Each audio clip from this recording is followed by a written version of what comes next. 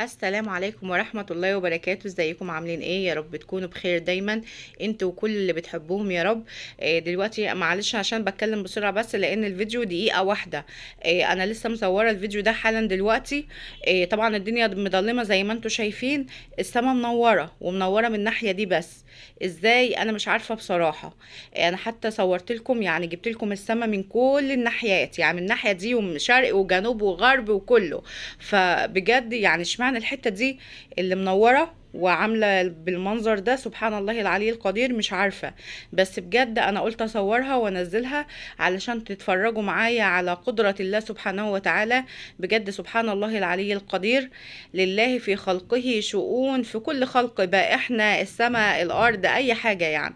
فبجد سبحان الله، بجد اللي عنده تفسير للكلام ده يا ريت يقول. اشتراك بقى وتعليق ولايك، ومع الف سلامة، باي باي.